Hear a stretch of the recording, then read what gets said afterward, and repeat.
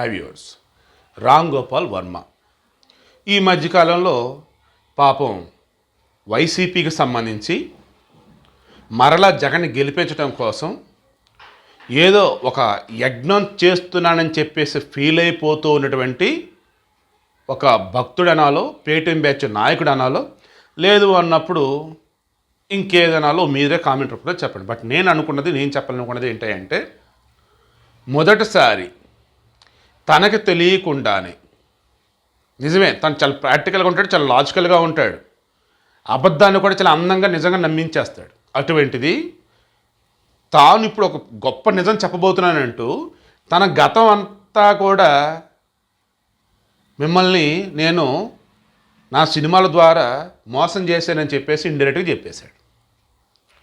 వ్యూహం ఇది జగన్కి మీకు సంబంధించి ఆయన తీద్దామనుకున్న సినిమాలలో ఒక పార్ట్, ఇది స్టార్టింగ్ పార్ట్. ఈ వ్యూహంలో భారతి గారు అండ్ జగన్ గారు కీలకమైనటువంటి రోల్స్. భారతి గారి క్యారెక్టర్లో మానస్ అనే ఆమెని, తర్వాత జగన్ క్యారెక్టర్లో అజ్మల్ అనే పర్సన్ తీసుకున్నారు. ఈ స్టార్టింగ్ సీన్ ఏం చేశారు? Bedroom scene. భార్యాభర్తలు అన్న తర్వాత నైట్ నిద్రపోయేటప్పుడు ఉండేది అక్కడే కదా. సో ఆ మూమెంట్లో అకస్మాత్తుగా ఏదో ఫోన్ రావటమో, లేదన్నప్పుడు అకస్మాత్తుగా ఏదో పీడకాలో, లేదన్నప్పుడు అకస్మాత్తుగా ఏదో గుర్తు రావటమో అన్న వేళ ఆ సీన్ చూపిస్తూ ఇక వ్యూహం అన్నది ఎలా ఉండబోతుంది ఏంటి అన్న వేళ ఏదో రాసుకుంటా వచ్చాడు. ఆ సమయంలో అతను చెప్పింది, ఇది బయోపిక్ కాదు, రియల్ పిక్. బయోపిక్లో అబద్ధాలు ఉంటాయి, బట్ రియల్ పిక్లో నిజాలే ఉంటాయి. ఈ ఒక్క పాయింట్ దగ్గర దొరికేశాడు. ఇన్నాళ్ళు ఆయన తీసింది ఏంటిదండి? రక్త చరిత్ర బయోపిక్ అన్నాడు. అందులో పరిటాల రవి కానీ, మధ్యల చెరువు సూర్య కానీ ఆ బ్యాచ్కి సంబంధించి ఆయన చూపించిన వాటిలో ఎన్ని నిజాలు ఎన్ని అబద్ధాలు. తర్వాత రీసెంట్గా కొండా సురేఖ, కొండా మురళి వాళ్ళ సినిమా తీసారు. ఆ సినిమా అసలు వచ్చిందా వెళ్ళిందనే విషయం కూడా ఎవరికి తెలియదు. అంత డిజాస్టర్ అది. సరే, అంతకుముందు తీసుకుందాం. రక్త చరిత్ర తర్వాత అన్నప్పుడు కొంచెం చెప్పుకోదగ్గది ఉందంటే లక్ష్మీ ఎన్టీఆర్ ఉంది. మొత్తం కూడా లక్ష్మీ పార్వతి యొక్క వర్షన్ ఏదైతే ఉందో ఆ వేలోనే తీసినటువంటి సినిమా అది. ఈవెన్ లక్ష్మీ ఎన్టీఆర్ సినిమాకు సంబంధించి ప్రమోషన్ నడుస్తూ ఉన్నప్పుడు మన హైదరాబాద్లో ఫిలిం ఛాంబర్లో ఇంటర్వ్యూస్ పెడుతూ ఉన్నారు. అప్పుడు నేను ఒక డిజిటల్ ఛానల్ తరఫున ఫ్రీలాన్సింగ్ అని వెళ్ళి ఆయన ఇంటర్వ్యూ చేశాను.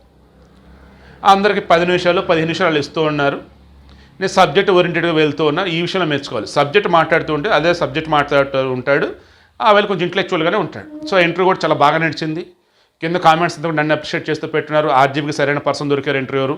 సో ఇద్దరిని కూడా మెచ్చుకుంటూనే పెట్టినారు. నీదంతా ఎందుకు చెప్తున్నానంటే, అప్పుడు నేను అడుగున్నాను, మీరు ఎవరో చెప్పిన వినను, నా కళ్ళతో నేను చూసినవే నమ్ముతాను, లేదా నేను మొత్తం వెరిఫై చేసుకొని క్రాస్ చెక్ చేసుకొని ఆఫ్టర్ ఫైనల్ అవుట్పుట్ ఏదైతే నా మనస్సాక్షి చెప్పిందని దాన్నే ప్రజెంట్ చేస్తాను అంటున్నారే, మరి లక్ష్మీ ఎన్టీఆర్లో ఎన్టీ రామారావు సంబంధించేసి చివరి రోజులలో మీరు అసలు ఎక్కడున్నారు అంటే 1995, 96 జనవరిలో ఆయన చనిపోయినారు కాబట్టి 1995 వేసుకోండి చివరి రోజులు అన్నప్పుడు. అప్పుడు ఈయన రంగీలని అవనివని తీసుకుంటూ ఎక్కడో బాలీవుడ్లో ఉంటున్నాడు. అసలు ఆంధ్రప్రదేశ్లో ఏం జరిగింది ఏంటి ఏమి టచ్, మరి ఎలా తీశారు ఇది అని అడిగా. కొంచెం ఇబ్బంది పడ్డారు, బట్ సమాధానం ఏం చెప్పారు, అప్పుడు ఎవరెవరైతే కీలకమైనటువంటి వాళ్ళను వాళ్ళందరినీ కలిశానని చెప్పేసాడు. అలా లక్ష్మీ పార్వతి అండ్ మరి కొంతమంది టీడీపీలో ఉన్న వాళ్ళు, ఇప్పుడు వేరే పార్టీలో ఉన్న వాళ్ళు, వైసీపీలో ఉన్న లైక్ వెళ్ళారు. అందులో మీరు లక్ష్మీపార్వతి వర్షన్ తీసుకొని ఉంటారని నాకు అనిపిస్తుంది. సినిమా ఇంకా రిలీజ్ కాలేదు కదా, రిలీజ్ అయిన తర్వాత అప్పుడు మాకు అర్థమవుతుందంటే అదేం లేదు, ఎవరి వర్షం లేదు, కరెక్ట్ వర్షన్ తీసుకున్నా అన్నాడు. బట్ ఈరోజు ఈయన చెప్తున్న దాని ప్రకారం అది బయోపిక్ కాబట్టి అంటే అబద్ధాలు ఉన్నాయి అందులో. ఈ వర్డ్ ఎందుకు యూజ్ చేస్తానంటే, ఈమె లక్ష్మీ పార్వతి గారికి సంబంధించి నిజాలన్నీ కూడా ఎప్పుడు బయటకు వస్తా ఉన్నాయి, ఈ 2019లో ఆమె ఈ వైసీపీ ప్రభుత్వం తరఫున తెలుగు అకాడమీ చైర్పర్సన్ దీన్ని నియమించున్నారు. ఆమె అసలు తెలుగు భాషకు సంబంధించి ఆమెకి ఇచ్చిన పదవికి సంబంధించి ఏమన్నా దానికి తగ్గట్టుగా పాటుపడుతున్నారంటే ఎక్కడ ఏవి కనపడకపోగా, నిన్నటికి నిన్న డాక్టర్ ఎన్టీఆర్ హెల్త్ యూనివర్సిటీ అనే పేరు ఉంటే దానిని తీసేసి ఎన్టీఆర్ వచ్చేసి డాక్టర్ కాదు కదా, వైఎస్ఆర్ డాక్టర్, అందుకే ఆయన పేరు పెడుతున్నామంటే ఆమె నోరు ఎత్తకపోగా అదేమంటే ఎన్టీఆర్ జిల్లా చేశారు కదా, దాంతో పోల్చుకుంటే ఇదేముందని చెప్పేసి అంది. చాలా అమ్మని చెప్పేసి అంత అనుకున్నాను. ఇక అదే మూమెంట్లో గతంలో ఓపెన్ హెడ్ విత్ ఆర్కేలో కావచ్చు, లేదంటే మరికొంతమంది డిజిటల్ ఛానల్స్ సంబంధించి ఇంటర్వ్యూలు చేస్తున్న పర్సన్స్తో కావచ్చు, ఆనాడు టీడీపీలో ఉన్నటువంటి వాళ్ళు ఈరోజు బీఆర్ఎస్లో, కాంగ్రెస్లో, తర్వాత వైసీపీలో ఉన్నటువంటి చాలామంది నాయకులు ఓపెన్గానే కొన్ని విషయాలు చెప్పున్నారు. ఆ రోజు ఎన్టీ రామారావు ముఖ్యమంత్రిగా ఉన్న మొత్తం వ్యవహారం అంతా ఈమె నడుపుతూ ఉండేది. కొన్ని సిఫార్సులు కావచ్చు, కొన్ని పదవుల విషయంలో కావచ్చు, చాలా విషయాలు. దీనివల్ల పార్టీకి సంబంధించి పతనం ప్రారంభమైందని చెప్పేసి మాకు అనిపించి, అన్నాళ్ళు పార్టీలు కష్టపడి పనిచేసిన వాళ్ళు, రాజకీయ మేధావులు, రాజకీయ ఉద్దండులు ఆమె దగ్గరికి వెళ్ళి చేతులు కట్టుకోవాల్సిన అవసరం ఏంటి? లేదంటప్పుడు ఆమె చెప్పింది చెప్పి వెయిట్ చేయాల్సిన అవసరం ఏంటి? ఇలా వద్దు. ఎన్టీ రామారావు గారు ఆమెను పార్టీ విషయంలో దూరంగా పెడతారా లేదా అన్నది అడుగుదాం. ఆయన పెట్టాడా? సరే పెట్టలేదనుకోండి, ఇక పార్టీని మనమే తీసుకుందాం అని చెప్పేసి మేమే చెప్పున్నామన్న వేలో చాలామంది చెప్తా వచ్చినారు. ఇంటర్వ్యూలో చాలామంది చూసుంటారు. Even Chandrababu non stop with NBK షోలో కూడా అదే చెప్పుకొచ్చాడు. కాళ్ళు పట్టుకున్నా, కన్నీళ్ళు పెట్టుకున్నా అయినా సరే ఆయన మారలేదు. ఇక చివరికి తప్పనిసరి పరిస్థితిలో పార్టీని హ్యాండ్ ఓవర్ చేసుకుని తప్ప ఆయన ఎక్కడైనా తక్కువ చేయలేదు అన్నాడు. నేను ఎక్కడ వాళ్ళు తక్కువ చేయాలి. ఇప్పటికే ఎన్టీఆర్ పేరు లేనిదే టీడీపీ నాయకుడు ఎవరు కూడా మాట్లాడటం. అదే మన వైఎస్ జగన్మోహన్ రెడ్డి చూడండి, స్టార్టింగ్లో వాళ్ళ నాన్నగారి వైఎస్ఆర్ పేరు ఎత్తారు. అసలు ఇప్పుడు ఎక్కడో వైఎస్ఆర్ పేరు కానీ వైఎస్ఆర్ ఫోటోలు కూడా కనిపించడం వల్ల, అండ్ వాళ్ళ అమ్మ పేరు కానీ వాళ్ళ చెల్లి పేరు ఏవీ కనిపించడం, అంతా ఒక జగనే కనిపిస్తూ ఉంటాడు. టీడీపీలో అలా కాదు, వాళ్ళ నాయకుడు, వాళ్ళ దేవుడు అంటే ఎన్టీఆర్ అనే వాళ్ళ కనిపిస్తూ ఉంటారు. సో ఫైనల్లీ మొత్తం జనానికి అర్థమైపోయింది, ఈ లక్ష్మీస్ ఎన్టీఆర్ అనేది కేవలం లక్ష్మీపార్త వర్షం తప్ప వేరేది కాదు అని చెప్పి. ఇప్పుడు నా మీద సినిమా తీస్తున్నప్పుడు ఆబ్వియస్గా నాకు ఫేవర్గా ఉండేలాగా నేను చెప్తే ఏదైనా, సో ఆమె అలాగే చెప్పున్నారు. ఇప్పుడు ఆర్జీబీ చెప్పిన ప్రకారం ఏంటి, అది బయోపిక్ కాబట్టి అబద్ధాలు ఉన్నాయి అనేది అర్థమైపోయింది. కమింగ్ టు వ్యూహం, ఆంధ్ర లక్ష్మీ పార్వతి, లక్ష్మీ ఎన్టీఆర్ ఈనాడు భారత గారికి సంబంధించేసి వ్యూహం.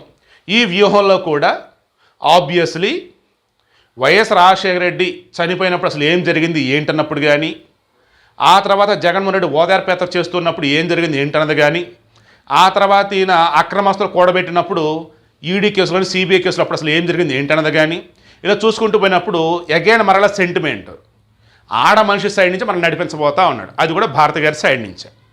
ఆమె వర్షన లేదన్నప్పుడు ఈయన సొంతగా వేరే వర్షన్ యాడ్ చేస్తారో మనకు తెలియదు, సినిమా రిలీజ్ అయితే తప్ప మనకు తెలియదు. బట్ ఐఎమ్ షూర్ ఈసారి మాత్రం ఈ వ్యూహం అన్నది వైసీపీకి ప్లస్ అయితే కాదని అనిపిస్తుంది నాకైతే. ఎందుకంటే గతంలో ఉన్న రామ్ గోపాల్ వర్మ నేడు లేడు. నేడు ఉన్నటువంటి రామ్ గోపాల్ వర్మ బూత్ చిత్రాలు తీయటానికి, అదేవిధంగా బూత్ కామెంట్లు చేయటానికి, అదేమంటే నార్మల్గా గల్లీల్లో ఉండేవాళ్ళు కొన్ని పెట్టే కామెంట్స్ ఉంటూ చూసి లైక్ అటువంటి పెడతానికి పరిమితం అవుతున్నాడు తప్ప, తనలో ఉన్నటువంటి ఇంటలెక్చువల్గా ఉన్నటువంటి మేధస్సు కావచ్చు, అండ్ గతంలో ఉన్నటువంటి ఒక దిగ్గజ దర్శకుడు ఉండే ప్రతిభా పాఠవాలు కావచ్చు, ఏ రోజు ఈ మధ్యకాలం చూపించే దాఖలాలు లేవు. అదేమంటే కరుడు కట్టినటువంటి టీడీపీ యొక్క విద్వేషిగా, కరుడు కట్టినటువంటి జగన్ వీరాభిమానిగా కనిపిస్తూ ఉన్నాడు. సో ఈ మూమెంట్లో ఆబ్వియస్లీ ఆయన సినిమాకు దూరంగా ఆలోచిస్తాడు, రాజకీయానికి దగ్గరగా ఆలోచిస్తాడు, నిజాలకు దూరంగా ఆలోచిస్తాడు. అండ్ మోర్ ఓవర్ ఎవరి కోసం సినిమా తీస్తున్నాడో వారి యొక్క వేలో అలా వెళ్ళి దగ్గరగా ఆలోచిస్తాడు తప్ప ఈయన వేలో వెళ్ళలేడు. ఆబ్వియస్లీ ఇంక చివరికి ఏమైంది, ఈయన సినీ జీవితం అనేది హారత అయిపోతుంది. దట్ మీన్స్ హారత అంటే తెలిసిపోతే బాగా వెలుగుతుంది, కాసేపు మొత్తం ఆరిపోయింది. సో ఈయన కూడా అలా కాకపోతే నాకు అనిపిస్తూ ఉంది. ఐఎమ్ షూర్ ఆర్జీవీకి సినీ కెరీర్ అన్నప్పుడు ఇప్పుడు ఏదైతే జగన్ మీద తీస్తున్నాడు సినిమాలు, ఇంక ఇవే ఆయన జీవితంలో చివరి సినిమాలు అనిపిస్తూ ఉంది. ఒకవేళ ఇంకా ఆత కూడా సినిమాలు తీస్తా పోతూ ఉంటే మాత్రం అవి షార్ట్ ఫిల్మ్ల కన్నా దారుణంగా ఉంటాయి నాకైతే అనిపిస్తూ ఉంది.